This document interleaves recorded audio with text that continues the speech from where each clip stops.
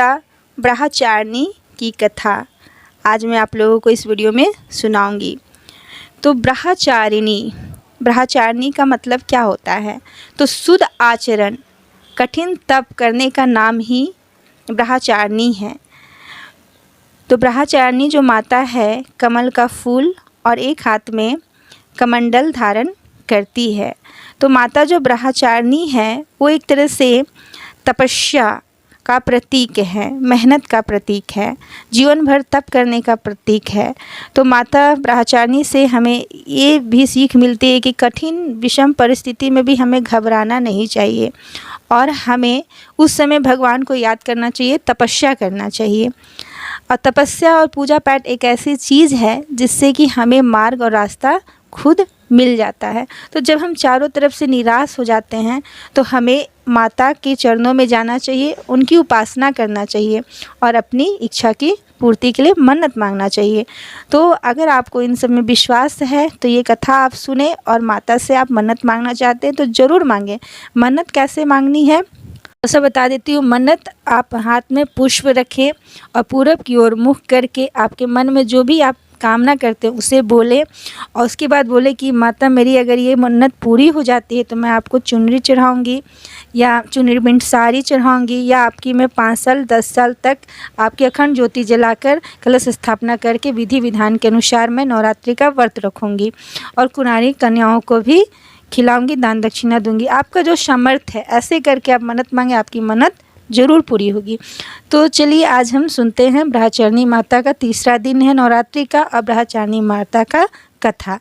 तो ब्रह्मचारिणी जो माता है वो हिमालय के घर पुत्री के रूप में उनका जन्म हुआ था और वो जो 1000 वर्ष तक फल फूल खाकर बिताई थी। मतलब ब्रह्मचारिणी माता का जीवन जो है बहुत कष्टमय था और बहुत वो मतलब शंकर भगवान को पाने के लिए, उनकी उपासना करने के लिए, उन्हें पति के स्वरूप में पाने के लिए बहुत तप करती है, बहुत तपस्या करती हैं और बहुत मतलब पूजा पाठ करती हैं, तब जाकर कहीं उन्हें शंकर भगवान मिलते हैं। तो वो 1000 वर्ष तक सिर्फ फल फूल खाकर बिताती है और 100 वर्षों तक ज़मीन पर रहकर साख पर रहती है, साख खाती है। इस तरह से वो अपना जीवन व्यतीत करती है। बहुत कठिन से जीवन निर्वाह करती है, उपवास करती है और बहुत दिनों तक ज़मीन पर रह के वो खुले आसमान में वर्षा, धूप, गर्मी सब सहन करती है और बहुत मतलब तपस्या करती है और 3000 वर्षों तक टूटे हुए बेलपत्र या बेलपत्र को खाकर वो रहती हैं। उसके बाद में वो बेलपत्र खाना भी छोड़ देती हैं और कई हजार वर्षों तक निर्जल मतलब बिना पानी पिए, निराहार, बिना भोजन किए ऐसे ही तपस्या में लीन रहती है। पूजा पाठ भगवान शंकर की प्रतिमा बालू से बनाकर और बहुत पूजा पाठ करती हैं और बहुत तपस्या करती हैं। तो इस तरह से उनका जीवन जो है ब्रह्म का आचरण करने वाला ब्रह्मचारिणी जैसा उनका हो जाता है। वो तपस्वी के रूप में अपना जीवन जीती हैं। तो बहुत उनकी तपस्या करने पे देवता लोग जो हैं उन पे प्रसन्न हो जाते हैं कि आपके जैसे, हे देवी, आपके जैसा संसार में इतनी तपस्या, इतनी मेहनत करने वाला कोई नहीं है। आप शंकर भगवान आपको ज़रूर मिलेंगे। आपके पिता आपको ढूंढ रहे हैं, जल्द ही आपके पिता आपको बुलाने आ रहे हैं। तो आप अपने स्थान पे जाइए और तपस्या को मतलब कि आप अपने पिता के घर जाइए। तो इस तरह से माँ को देवताओं का स्मरण होता है, उन्हें आवाज़ सुनाई देती है, माँ को ऐसा एहसास होता है।